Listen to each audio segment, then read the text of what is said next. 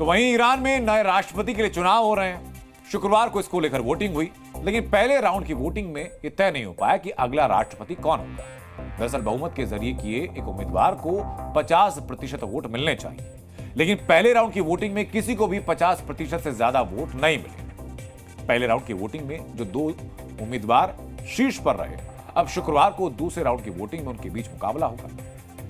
इन दो उम्मीदवारों में सईद जलीली और मसूद पज़ेश्कियान हैं। सईद जलीली ईरान के कट्टरपंथी सुप्रीम लीडर आयतुल्लाह खामनेई के करीबी हैं, तो मसूद एक उदारवादी नेता माने जाते हैं जो पूर्व राष्ट्रपति हसन रूहानी के करीबी हैं। फिलहाल ईरान चुनाव में 19 वर्ष बाद ऐसी स्थिति बनी जब पहले राउंड के चुनाव में नतीजा निकल नहीं पाया। ईरान के चुनाव आयोग के प्रवक्ता मोहसिन इस्लामी के मुताबिक चुनाव में 2,45,00,000 वोट पड़े। इसमें मसूद पज़ेश्कियान को 1,04,00,000 वोट मिले, जबकि दूसरे नंबर पर सईद जलीली थे जिन्हें 94,00,000 वोट मिले। इस बार ईरान चुनाव में दो ही उम्मीदवारों के बीच असली टक्कर दिखाई पड़ी है। इसमें मसूद पज़ेश्कियान लोगों की पसंद बनकर उभरे हैं। दरअसल मसूद ईरान तबरेज से सांसद हैं। उनकी पहचान एक उदारवादी नेता के तौर पर होती है। अपने भाषण में कई बार हिजाब का विरोध कर चुके हैं। वो ईरान की मॉरल पुलिसिंग के खिलाफ भी बोलते हैं। उनका मानना यह है कि किसी को भी इसका हक नहीं होना चाहिए। माना यह जा रहा है कि पिछले दिनों ईरान में हिजाब को लेकर जो हंगामा हुआ उसका लाभ मसूद को मिल रहा है। मसूद की टक्कर ईरान के सुप्रीम लीडर खामनेई के चहेते सईद जलीली से है। वो ईरान के राष्ट्रीय सुरक्षा आयोग के सचिव रह चुके हैं। परमाणु हथियारों को लेकर उनका रुख काफी आक्रामक रहता है। वो पश्चिमी देशों के साथ परमाणु हथियारों को लेकर होने वाली बातचीत में यही केंद्र में रहते हैं। कट्टरपंथी विचारधारा वाली छवि इनके पक्ष में दिखाई नहीं पड़ रही है।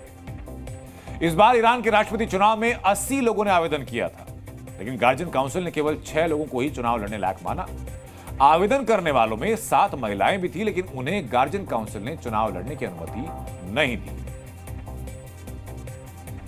टॉप दो के जो दो उम्मीदवार हैं, अब उनमें सेकंड राउंड होगा और वो सेकंड राउंड जो है आइंदा आने वाले जुम्मे के रोज़ किया जाएगा। इस हवाले से जो इंटीरियर मिनिस्टर हैं, जो वज़ीर दाखिला हैं अहमद वहीदी, उन्होंने हमसे बात करते हुए इस बात को कंफर्म किया कि वज़ारत दाखिला जो है वो इस बारे में प्रिपेयर कर रही थी और अपनी तरफ से 43% से ज़ायद वोटर टर्नआउट को वो एक्सपेक्ट करते हैं। ईरान में इस बार के चुनाव में कई मुद्दे छाए हुए हैं, जिनमें भ्रष्टाचार, पश्चिमी देशों के लगाए गए प्रतिबंध, प्रेस की आजादी और हिजाब जैसे मुद्दे हैं। साल 2022 में हिजाब विरोधी आंदोलन ने ईरान के सुप्रीम लीडर आयतुल्लाह खामनेई और उनकी सरकार को लेकर लोगों में गुस्सा भर दिया था। खासकर युवाओं में ईरान के शासन के खिलाफ नाराजगी थी। इस बार की वोटिंग में ये नाराजगी झलक भी रही है।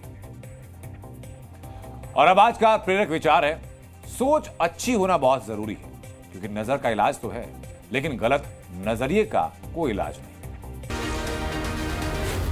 जी न्यूज़।